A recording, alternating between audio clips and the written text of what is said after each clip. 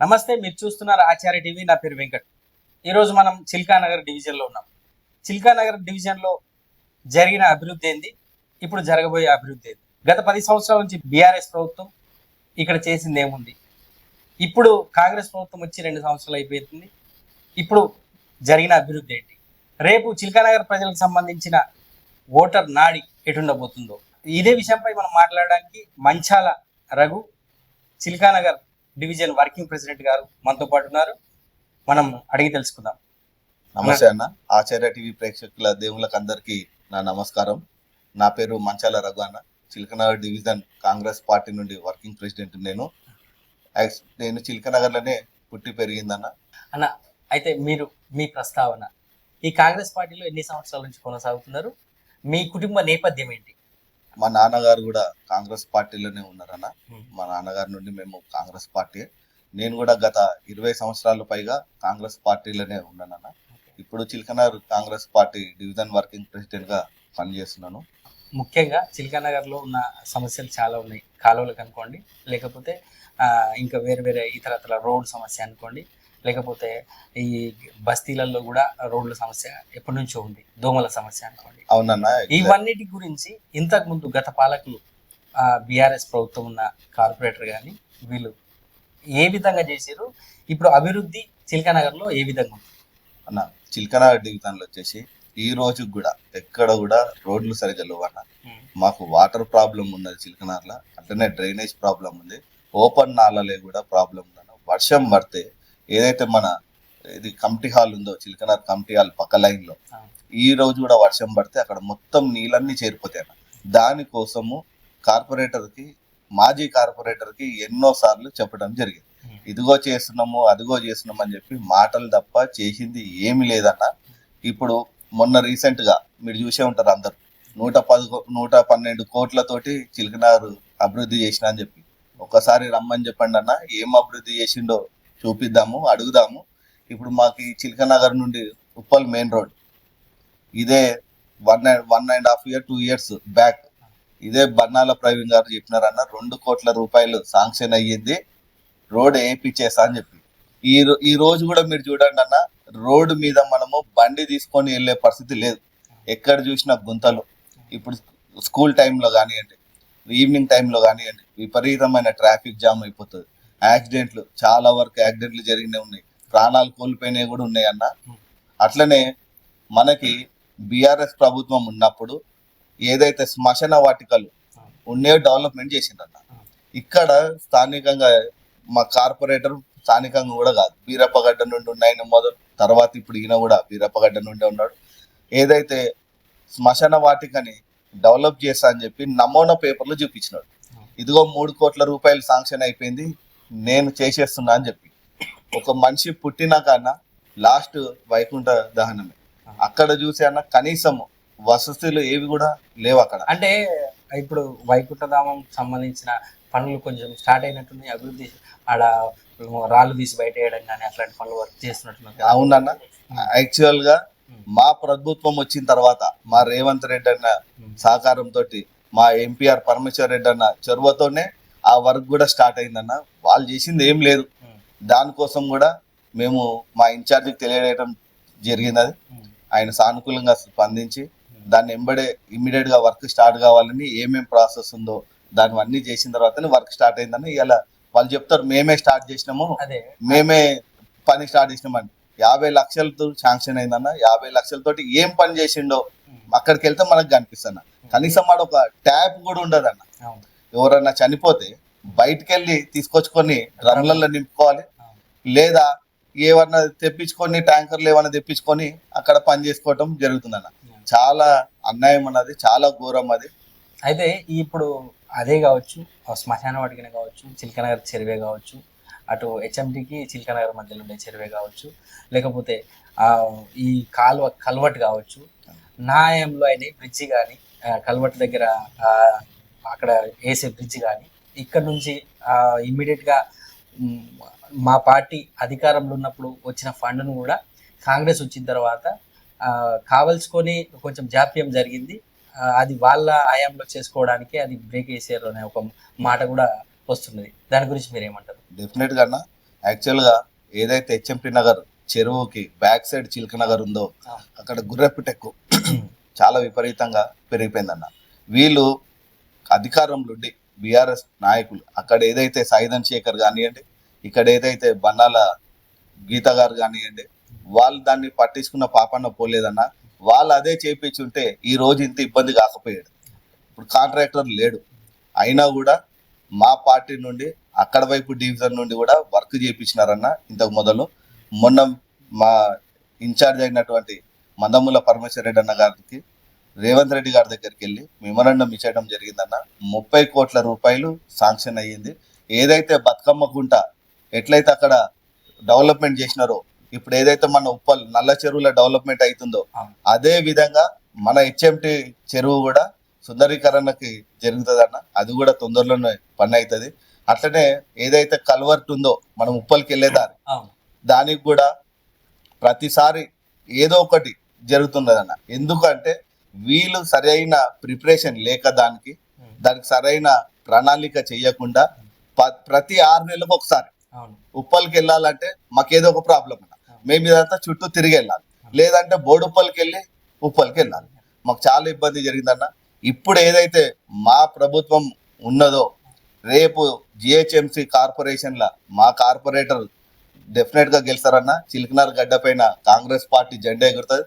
అప్పుడు దాని తర్వాత ప్రతి ఒక్క సమస్యని ఏవేవైతున్నాయో, డ్రైనేజ్ సమస్యలు అయితేనేమి, రోడ్ల సమస్యలు అయితేనేమి, మంచినీళ్ళ సమస్యలు అయితేనేమి, ఇవన్నీ కూడా ఒక్కటిగా అన్ని క్లియర్ చేస్తామన్నా. అట్లనే మీరు చూసే ఉండొచ్చు అన్న, మీకు అందరికి తెలుసు ఏదైతే బీఆర్ఎస్ గవర్నమెంట్లో 10 సంవత్సరాల వరకు ఏ ఒక్కరు కూడా రేషన్ కార్డు ఇవ్వలేదన్న.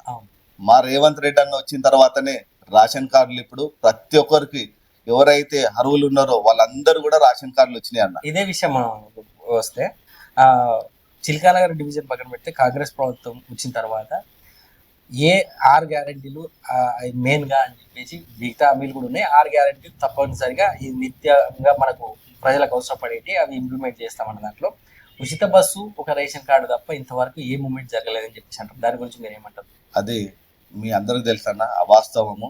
ఏంటంటే ఇప్పుడు వీళ్ళకి అధికారం కోల్పోయినాక వాళ్ళకి ఏం చేయాలో అర్థం కాక ఏదో ఒక బురద చల్లే ప్రయత్నం చేస్తున్నారు.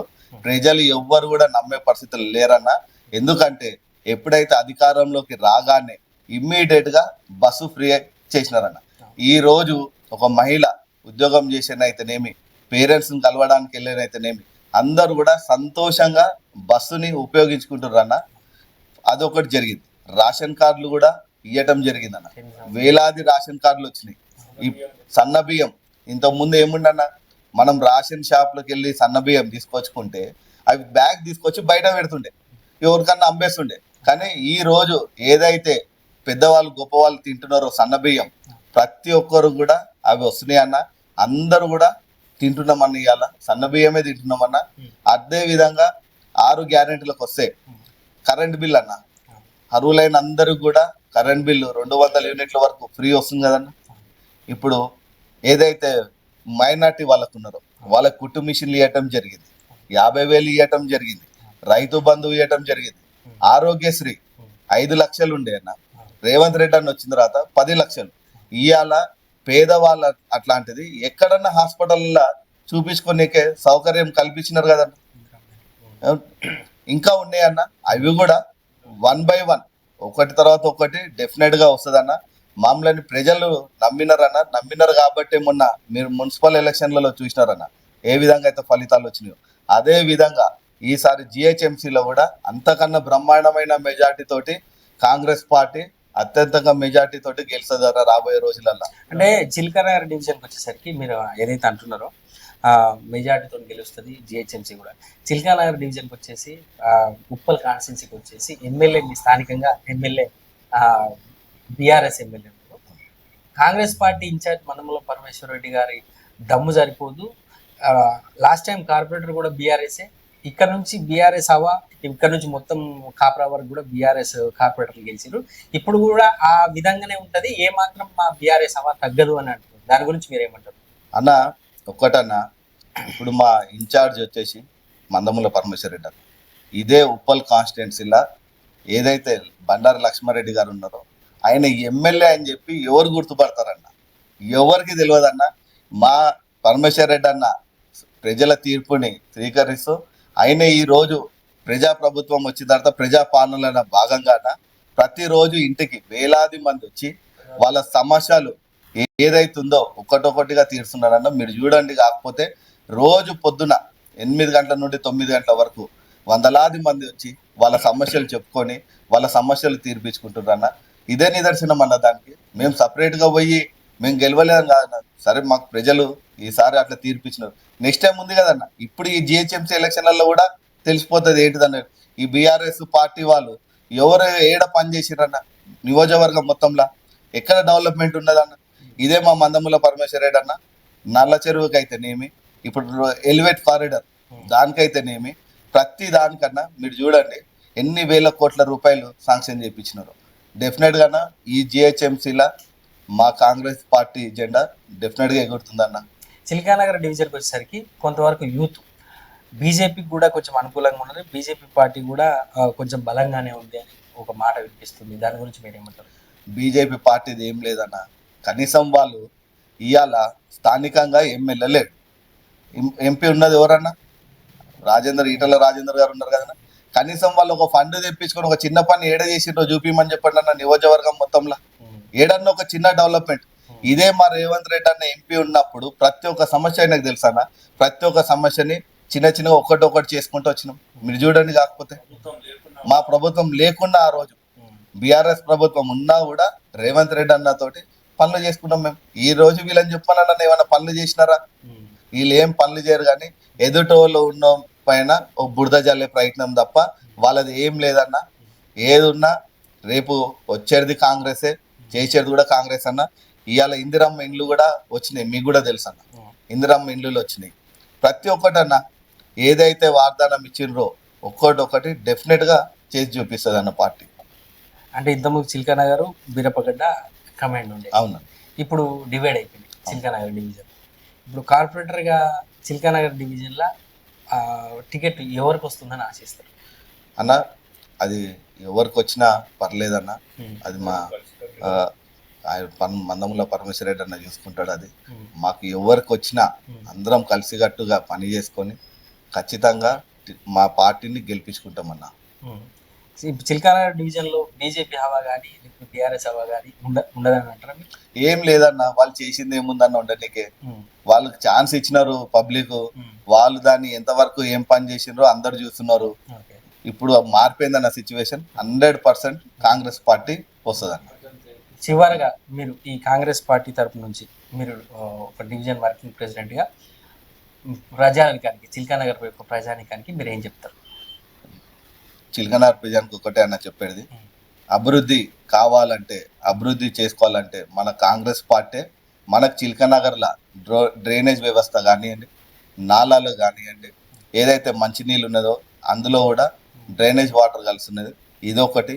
అది కాకుండా మనకి ఏదైతే గవర్నమెంట్ స్కూల్ ఉందో మనకు ఒక ఇంటర్ కాలేజ్ కావాలి మనకి ఇక్కడ దగ్గరలో. అదేవిధంగా ఒకటి లైబ్రరీ కావాలి. ఏదైతే సుందరీకరణ ఏదైతే హెచ్ఎంటీ నగర్ చెరువు చేస్తున్నారో దానిపైన కూడా మినీ ట్యాంక్ బండ్లేగా చేయాలని చెప్పి మా ఆలోచన. ఈ 2 ఏళ్ల పాలననే మీరు చూసి ఉండొచ్చన్న ఎంతవరకు అభివృద్ధి చెందుతుందో.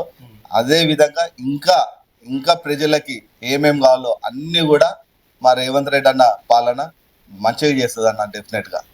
థ్యాంక్ యూ థ్యాంక్ యూ అన్న.